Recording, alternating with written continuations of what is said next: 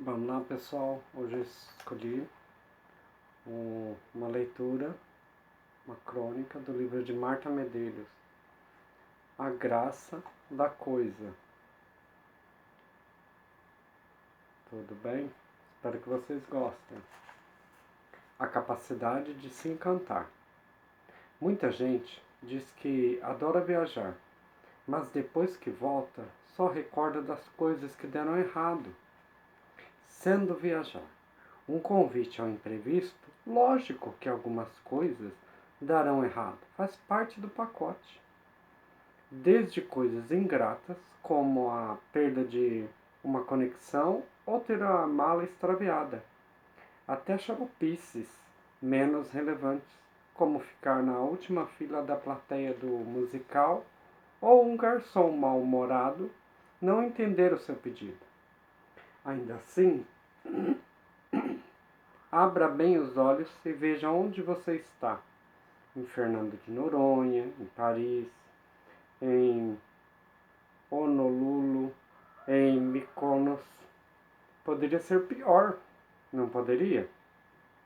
Outro dia, uma amiga que já deu a volta ao mundo uma dezena de vezes comentou que lamentava que alguns viajantes tão blasés diante de situações que costumam maravilhar a todos. São os que fazem um safari na Namíbia e estão mais preocupados com os mosquitos do que em admirar a paisagem. Ou que estão à beira do mar numa praia da Tailândia e não se conformam de ter esquecido no hotel necessaire com os medicamentos. Ou que não saboreiam um prato espetacular porque estão ocupados calculando quanto terão de pagar de gorjeta. Não saboreiam nada, aliás. Estão diante das geleiras da Patagônia e não refletem sobre a imponência da natureza.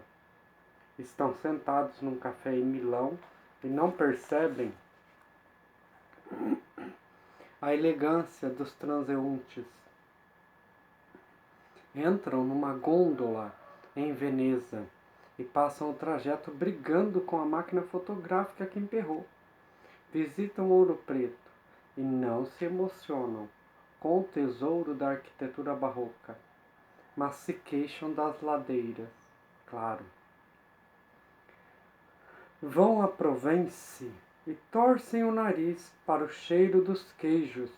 Olham para o céu estrelado do Atacama, sofrendo com excesso de silêncio. Chegam em Trancoso e reclamam de não ter onde usar salto alto. Viajam para a Índia sem informação alguma.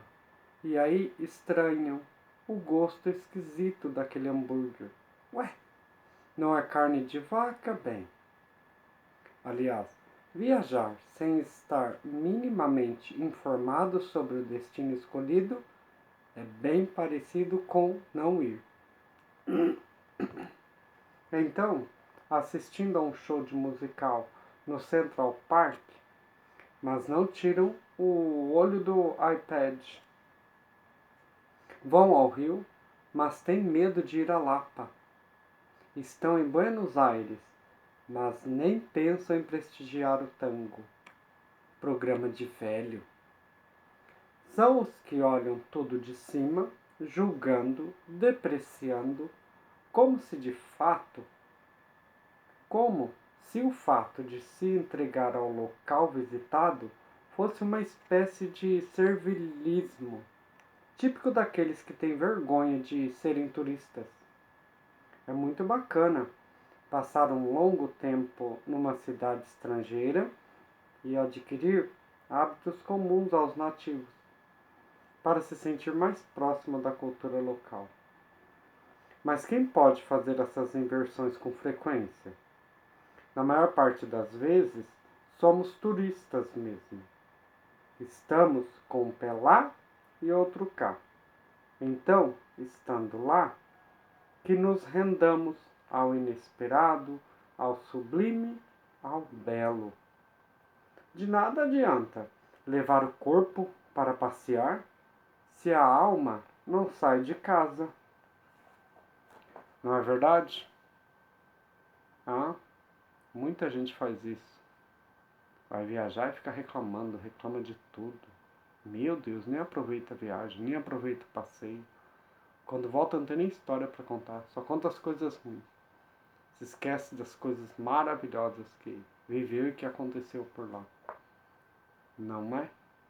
E você, tem uma história boa de uma viagem? Será que se recorda das coisas boas? Da oportunidade que teve de viajar? Ainda mais nessa época de coronavírus, essa época de confinamento. Consegue lembrar de alguma viagem boa, de algum acontecimento na viagem que foi maravilhoso? Conta aí pra mim. Estou esperando. Até.